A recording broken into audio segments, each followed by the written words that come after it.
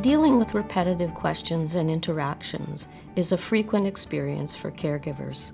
In this video, our caregiver, Harriet, is constantly interrupted at work by her mother's phone calls. She is having difficulty performing her work and is feeling completely overwhelmed. She worries that her job might be at risk. Harriet learns to acknowledge her mother's emotions, distract her with subjects she still enjoys, and to set reasonable limits on the number of times she will answer her mother's phone calls at work.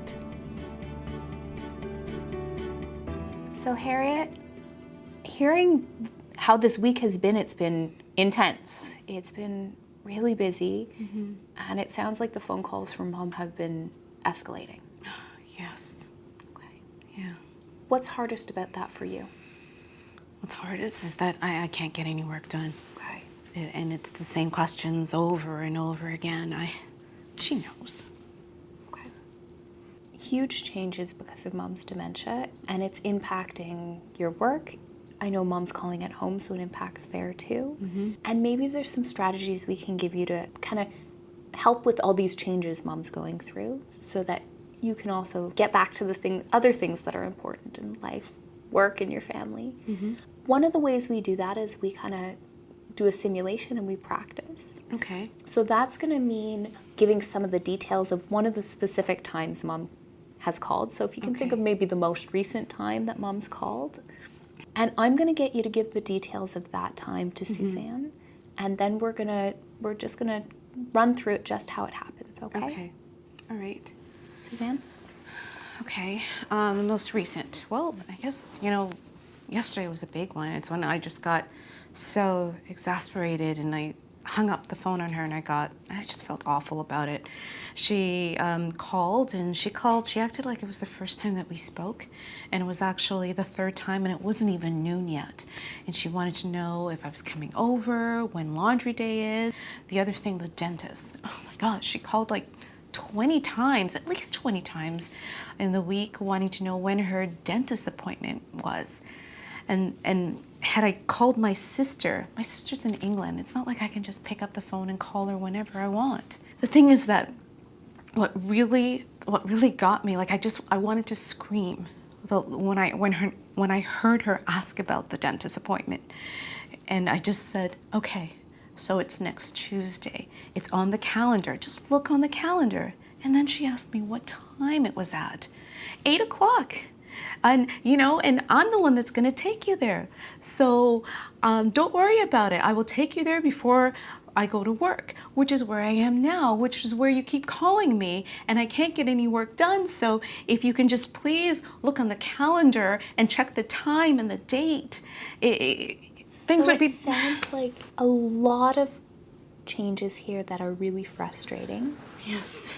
I'm just going to find out from Suzanne if there's any details she needs to know about what Mom does in the situation. Oh, okay. And then what we're going to do is just practice how it went, okay? Okay. Is there any details? Yeah. So is there like a repetitive loop? Does she keep repeating, asking you again how often are you coming over? When's my dentist appointment? Does she just keep repeating those questions? Exactly. And what's her tone like? Does she get louder, more anxious, or is she just like she never said it before? Exactly. Like she's never said it before. Like she's oblivious to the fact that she's already called and she's already asked those questions. And when the conversation starts, how does she greet you? Does she say, hello, dear, hello, Harriet, or is it just, are you coming over today? It's, Harriet, are you coming over today? Just like that. Okay. And then how did it end, the conversation? Well, I just got really upset and I put the phone down and I just ran to the washroom and I just cried my eyes out. So you just hung up on her? Yeah, I felt really badly about that. And you're on the phone? Yes, yeah. Okay. All right. I think I have enough. Okay. So we might not have strategies to change Mom, but we might be able to give some strategies to you so you can end the call feeling a bit different. Okay. Because this call happened on the phone, I'm going to get you and Suzanne to change your chairs around just so you're back to back, because on the phone you can't see another person, and that would be helpful now. Okay. So I'll get you to change your chairs. I might time out and just so I can give feedback. But if you're feeling uncomfortable or if, things aren't going how they'd go at home, you can time out too. Okay. Does that sound okay? The first time we're just going to do it exactly how it happened when you were at work. So whenever you're ready, I'll get you to change your chairs and you can start.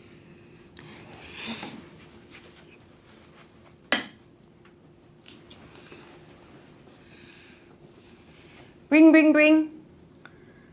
Hello? Hello, Harriet. Are you coming over? Later on, Mom. Yes, I'll be there. Is today my laundry day? No, today's not your laundry day. There's signs all over the apartment. You know that it's next Tuesday, right? Oh, and when's my dentist appointment? That is also next Tuesday. Okay? I've already told you before, and it's right on the calendar. So just look at the calendar. What time is it? Your appointment is 8, but you really need to look at the calendar. Just remember we went to the calendar and we wrote it down. I showed you where the calendar is. Are you coming over today? Mom, I just told you, yes, I'll come over later. Let's time out there.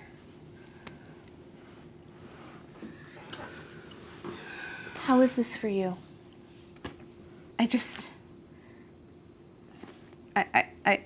don't understand. I just don't get it. It's frustrating. Like the same questions over and over again. Sounds really frustrating. Yeah. Is it okay if we check in with Suzanne on how that was for her? Yes. Well, your tone, you sounded a bit exasperated to me, so I felt that you really weren't happy to hear from me, and that made me sad. Also, when you kept telling me that you'd already told me things like the laundry day and when my dentist appointment was, I felt kind of foolish for not knowing. Oh, I guess I hadn't realized how much it's affected her, or just didn't want to admit it. With your mom's dementia at this stage, while she can manage many things, it sounds like her brain's forgetting things, like to check the calendar or times of appointments. And when she's calling you, it's kind of like you're her external brain. She knows that she can count on you and that you're the one who remembers these things. So when she's asking you again and again, she might not remember how many times she's asked you, but she doesn't remember that information, but she knows you do. So it's new information for her. And I don't want to upset her. No. So there's a couple different strategies. One of them you might even use sometimes is deciding how many times you can answer the call. So sometimes mom's call might go to voicemail, or you might call mom a certain number of times a day. For the strategies when you do talk to mom, even though it can be hard because you've had the conversation maybe several times, but finding a way to provide that information without saying remember, because for her this might be the first time she's had that conversation, or at least that's her experience of it. You might need to have a couple breaths in there too, just so you feel that you can answer mom's question and still pay attention to your own feelings too. If you were to try it again, is there something you think you could try differently?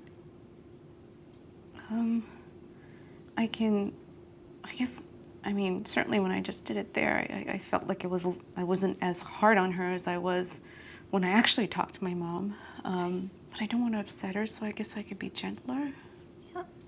So maybe changing your tone of voice and taking some of those breaths for you? Yeah. Okay. Can we try it again and see how it goes? Okay. Okay, whenever you're ready. All right. Bring, bring, bring. Hello? Hello, Harriet. Are you coming over today? Yes, I'll be there later on, Mom. Oh, is my laundry day today? No, your laundry day is next Tuesday, and there are 3 signs that are posted in the apartment. When's my dentist appointment? Mom, remember when we went to the calendar and we put it on I'm together? going to time out. Okay. That was a lot different. How did it feel for you? Well, it felt calmer for me. That's good. Yeah. Suzanne, how did that feel for you? Yeah, when you greeted me warmly, I felt that you're really happy to hear from me, and that made me feel happy. nice. It was nice. However, when you kept saying remember, I started to feel a little confused and a bit anxious and a little bit agitated. Oh, What's it like to get that feedback? well, it's kind of hard to hear, because I guess it's what's going on with her. It's not she's doing it on purpose. Both of you have feelings around it. So Yeah. mom's not doing it on purpose, but you also can't repeat the same answers maybe all day, every day. Great tone of voice, the gentler tone of voice. One of the things might be to distract mom. So is there another way to connect with her about something that she likes? What does mom like to talk about? Oh, her cat. So Yeah. maybe when mom's stuck in this loop, Yeah. one of the ways to get her out of that loop is to distract her by something she likes to talk about. Okay. It means you might get to talk about something a bit more pleasant. Mom's getting a pleasant conversation with you, and you're not having to answer those questions too many times. Do you think you could try it one more time? Sure. Okay, let's go in and try it whenever you're ready. Bring. Hello? Hello, Harriet. Are you coming over today? Yes, Mom. Later on, I will be there. Is today my laundry day? Actually, next Tuesday is your laundry day. When's my dentist appointment? Your dentist appointment is also next week. You know, Mom, I was wondering something. Remember you were talking about the cat, and I just wanted to know how the cat was doing. Oh, good. Oh, that's so good to hear. I know how much you love the cat. That's so sweet. I'm gonna time out there. How did that feel? It felt better. I felt that I was less tangled up on what I wanted to say, like not repeating stuff over again, and also sorry that I felt less frustrated. How did it feel for you, Suzanne? Well, your voice was very caring, so it made me feel loved. And when you asked me about the cat, I felt really happy because you seemed interested in me and in the cat, and I felt included and that you cared, and I felt a connection with you. Wow.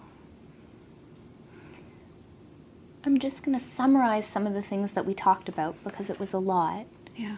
One of the first things we talked about is how, because of the changes in mom's brain, she's having more trouble remembering things or maybe even reading the calendar or those signs, so she's Right. relying a lot on you and might not remember how many times she's asked or called you that day. Remembering that when you're talking to her. Also, maybe setting some boundaries about how often you're answering the phone at work or at home so that it's not totally taking over other parts of your life. Connecting with mom through an interest you know she likes was a good distraction, and your tone of voice, it sounded like it made it very different for both of you.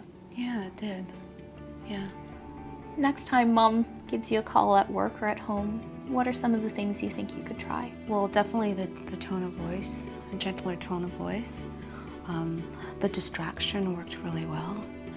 I also noticed like I wasn't really arguing with her. And it kind of helped too, just taking a breath. So I'm sure before we see each other next, you'll have a chance to talk to mom on the phone. Yes. So maybe you can let me know how it goes next time and how some of these things worked. Okay, I will. Thank you. And welcome. thank you.